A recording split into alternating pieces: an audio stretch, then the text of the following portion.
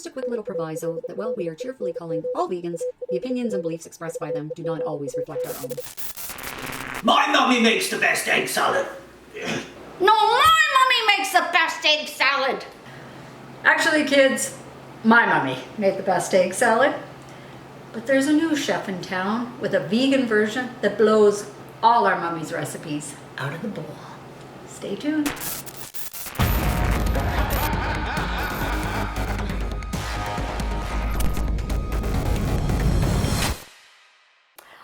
Our guest is a Canadian gal from Toronto, or Trana, as we locals like to call it.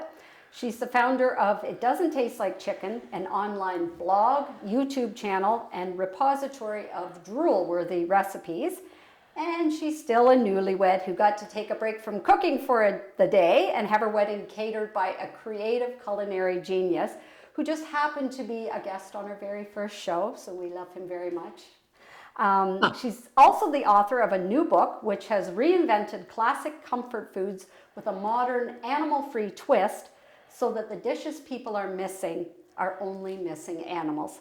Please welcome Sam Turnbull to Calling All Vegans. Yay, thank you. So we had a little technical glitch on our end when we last tried to interview you, and interestingly, Hurricane Sam was happening that day.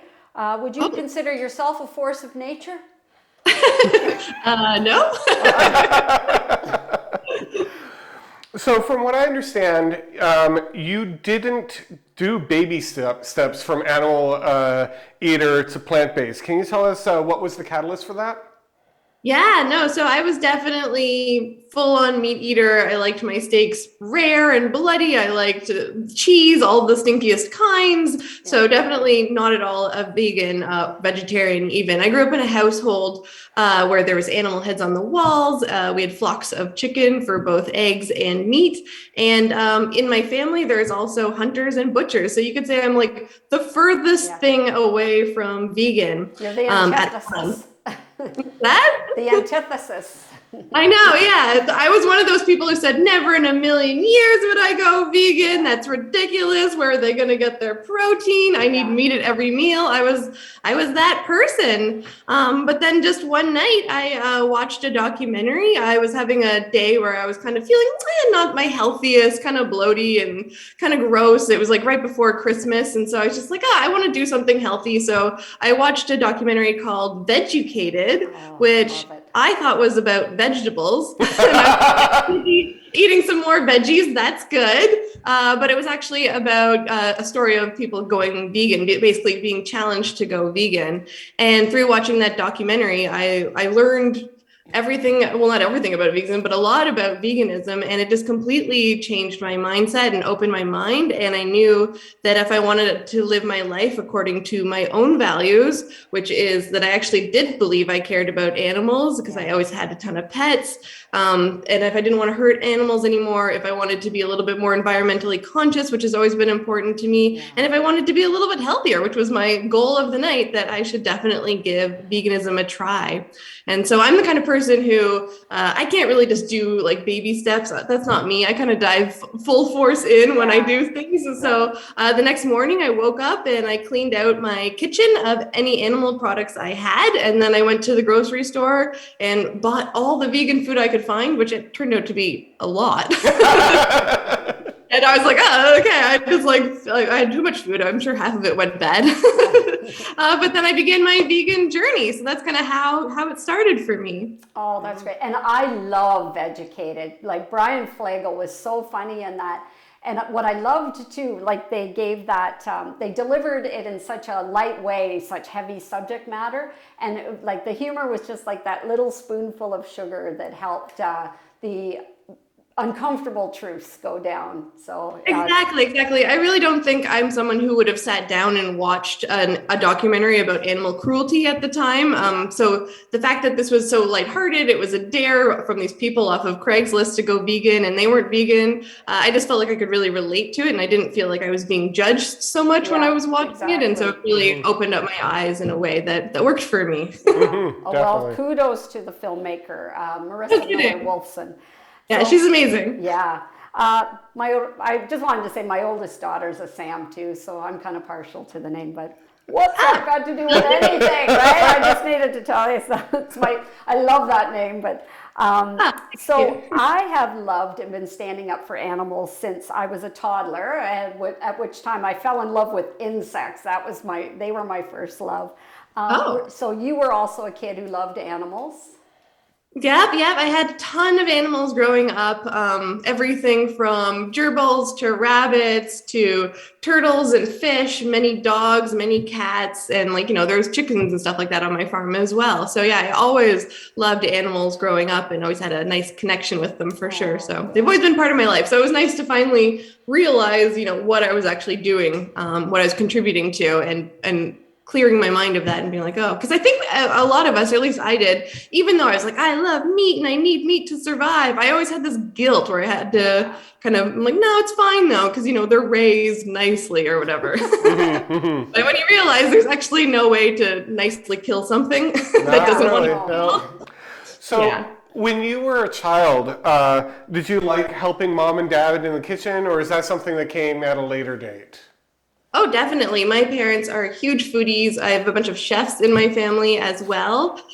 So growing up, the what we were going to eat for dinner was always the topic around breakfast, basically. So we spent most hardcore day out. Yeah, it was always good fun because we loved. They're very passionate about food in our family, and I think that was one of the things that was kind of a challenge for me and for my family when I first went vegan. I felt like I wasn't going to be able to eat good food, so that was kind of one of my first scares, I guess. Well, talking about that then, when you first adopt a plant-based diet, people are usually concerned it's going to be really restrictive. I found the opposite to be true. Everyone else I know finds the opposite to be true. It's like it opens up this whole new culinary world, makes you more adventurous, and expands your palate. So obviously you're the it doesn't taste like chicken lady, so obviously the same held true for you. Yeah, no, definitely. At first, when I went vegan, it was definitely a challenge. I didn't really know what to eat, and so I ate a lot of pasta with tomato sauce. And, after a couple of weeks of that, I was feeling pretty bored of that, unsurprisingly. And that's when I started to really try to research vegan food. And what I found at the time, especially now it's a little bit different, but at the time it was all the vegan recipes I found were mainly focused on health. And so it was all smoothies and energy balls and protein this and, green that and whatever. Fine. That's all fine. There's nothing wrong with that. And I love that food sometimes as well, but it just wasn't satisfying the kind of cravings I was having. So that's when I started to kind of reinvent my old favorite recipes and try to make them vegan. And that's how I fell in love with vegan cooking, because it ends up being so creative and interesting. And then it makes you feel good and you're getting lots of veggies and beans and stuff. It's the best. Well, and the thing is, even with healthy food, even too much of a good thing is still too much, right? Like you have to, True enough. Yeah. Sometimes you just want a good burger or a pizza. That's right. Exactly. On the topic of your blog, I'm sure you probably get asked all the time, but how did you wind up with the name "It Doesn't Taste Like Chicken"? Never heard that one before. Everyone knows. What's that? Never heard that one before, huh? So I think most people know the expression, but for those who don't, it's a kind of a common saying that when something is kind of bland or, samey tasting, I guess, you say something tastes like chicken. Yeah. And so I just loved the idea of playing on that phrase and saying it doesn't taste like chicken, because of course not only is it not bland, but it's not chicken. So True. Approach. And I just felt like it fit my personality a little bit, having a more light-humored approach to veganism instead of being, very serious. It's just not me. Yeah, that's right. And it wouldn't kind of resonate as authentic with people if you were doing it differently. But I was just looking up that animals who are described as tasting like chicken: alligators, frogs, quail birds, and rabbits. So there you go. That's, yeah. Okay. Well, they're not on my blog. You won't find them. So, from what I understand, your website gets something like 2 million views per month, which is crazy. Does that mean that veganism has cracked the mainstream code and is getting a little bit of street creed, or what? I think so. Yeah, thank you. It's been crazy. I remember the first time I was, blogging, first couple of months, and there's one day I got 75 views on my blog, and I was like, oh my God, I'm famous.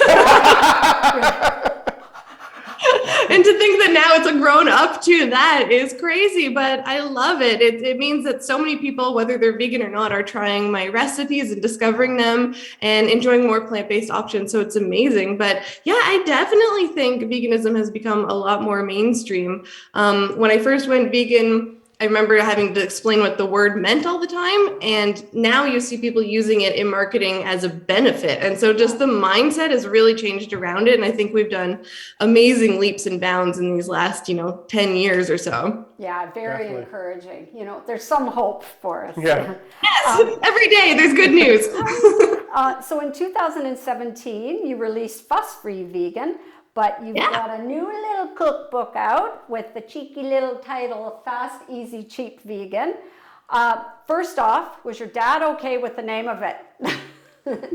My dad? Why is that? Fast, easy, cheap. Yeah, no, actually, that's funny. I completely forgot about that. But my first book, my picture is on the cover. And for this one, we're like, oh, should I be on the cover of this one? And then we realized that might not look so good.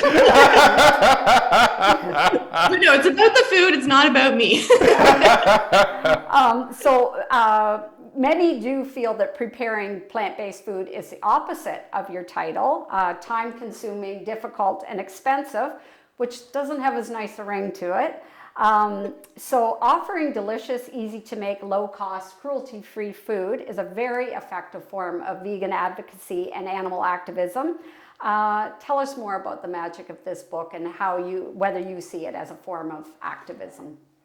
Thank you. Yeah, I definitely do, because one of the things I hear all the time is like, I would be vegan, but it's too time consuming, it's too complicated, it's too expensive. And actually I find in a lot of cases that's not true at all. Even for your average recipes, veganism can be made really, really easy, really, really affordable, and really, really quick. So I just really wanted to focus an entire book on that to really bust all those myths and help people out that maybe, don't want to dedicate so much time in the kitchen or don't want to spend all their dollars on a package of onion chicken. You don't have to. Exactly. You can make really delicious food really affordably and really quickly. And yeah, you'll be surprised at the most amazing dishes you can create. It's really fun. Mm-hmm. So we're going on almost a year and a half now of living in a pandemic. Yeah. Did the pandemic have any effects on the promotion of this book at all? Obviously you weren't doing road trips, doing a tour, right? No, yeah, I was originally supposed to do all sorts of touring and all those kinds of things, but yeah, none of that could happen. So I did, different interviews like this one, which is really great, but all from home. And the funny thing is, when I was doing the food photography for this cookbook, it was right at the beginning of the pandemic. So all of the shelves were empty and it was impossible to find any ingredients. I was like, oh, cool, that's fun. Yay. But I think that says something about the book, because if I was able to do all the food photography for this book and the shelves were mainly empty at grocery stores, it shows how accessible and easy this food is to find. That's Absolutely. Right. Even more so. Absolutely. Right? Now, you've got a background in art, and your two books, visually, are very different.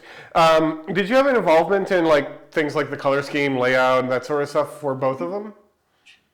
Did I have involvement? I would say that I was the reason.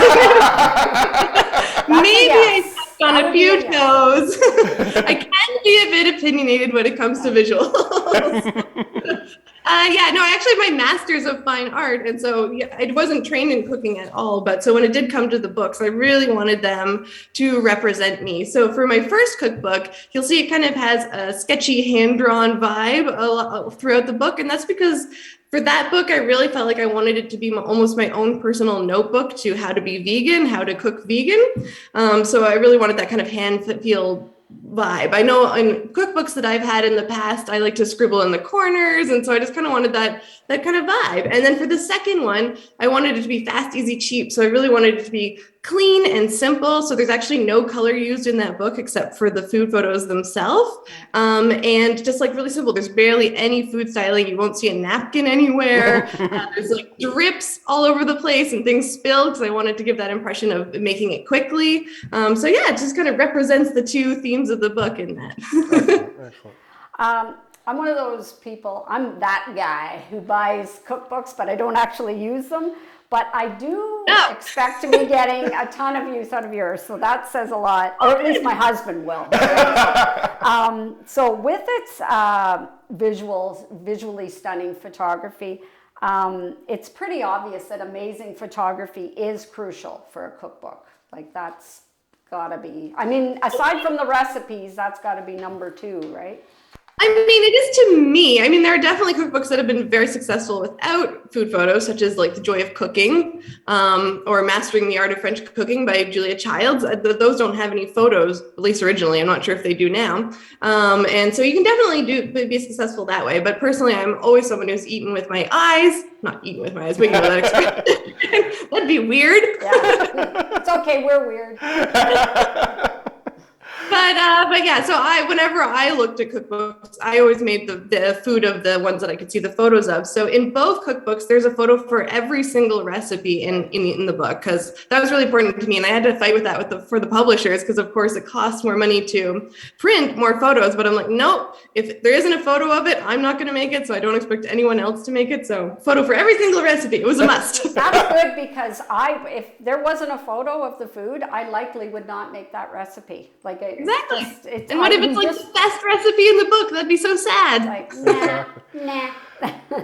So Sam, do you think that any meal can be made vegan? And did you find that there was any one dish that was really difficult to veganize? Absolutely. I think anything could be made vegan and taste just as good, if not better, than the animal product version. I'm a firm believer of that.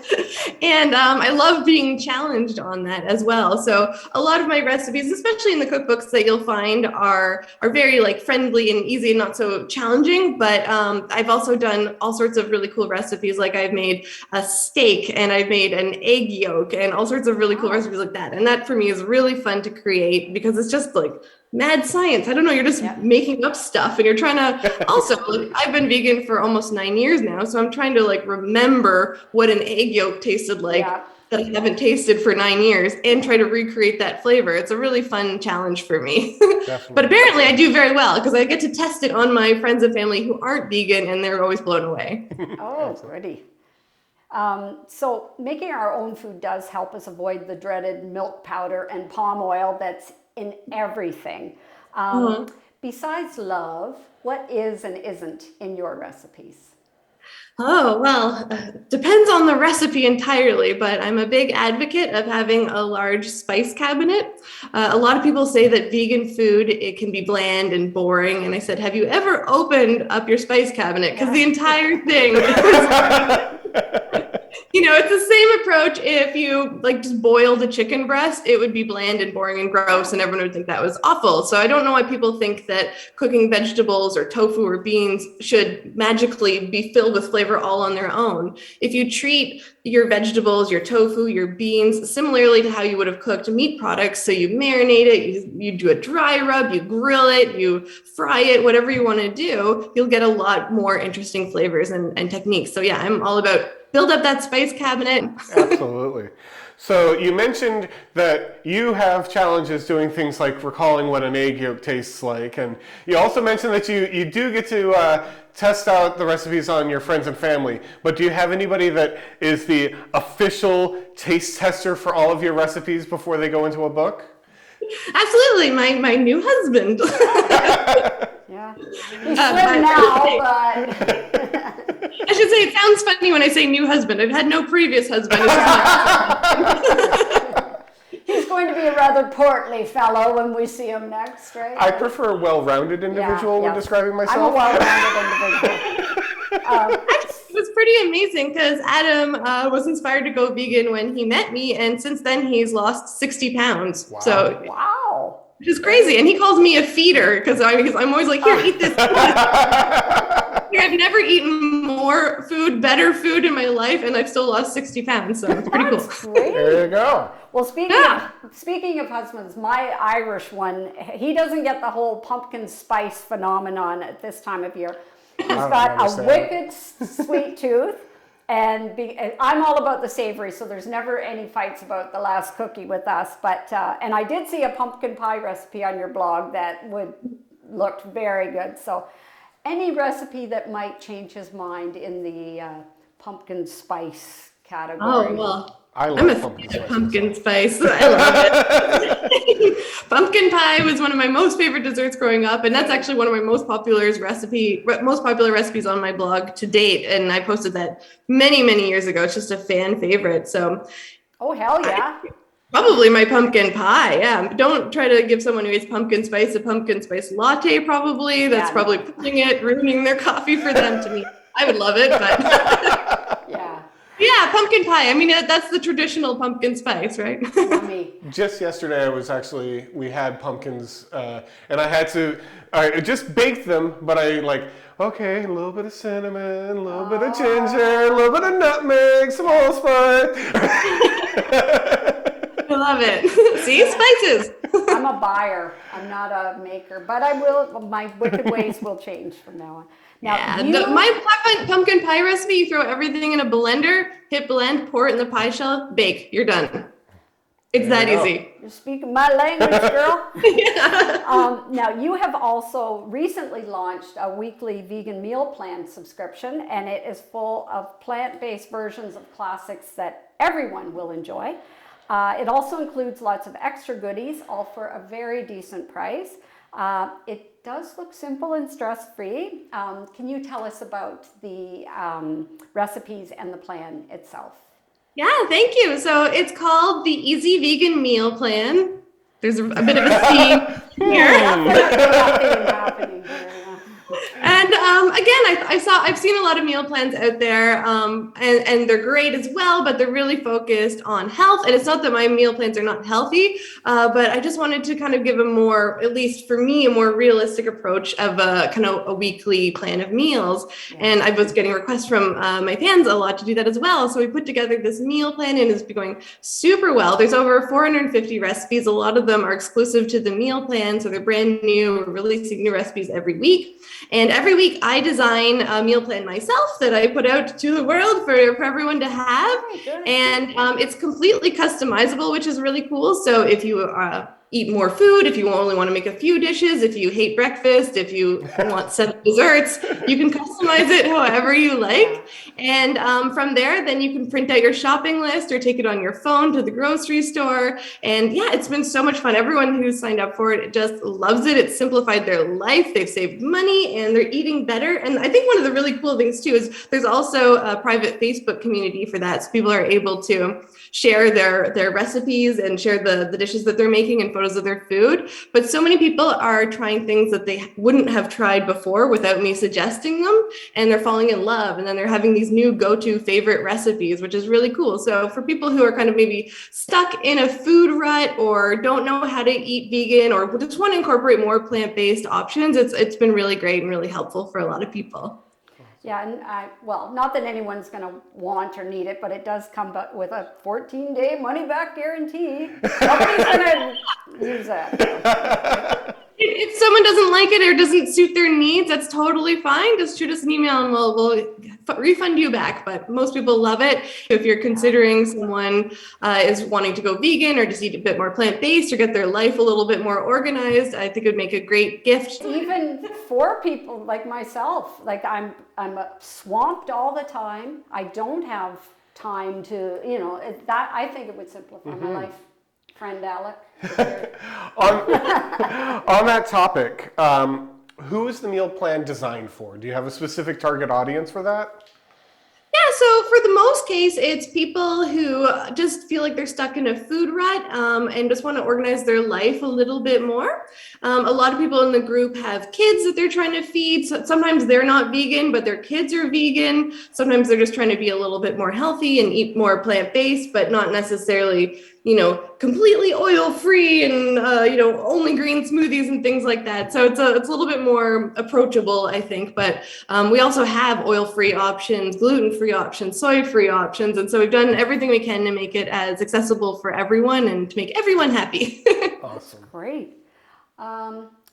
Protein, though, can you dispel the protein myth for anyone watching who's new to plant-based eating? Sure. Well, that's something I think we've all been worried about at one point. But it's so interesting. I heard, quote, someone said once, have you ever actually had a friend, a family member, anyone you know, go to the hospital for protein deficiency?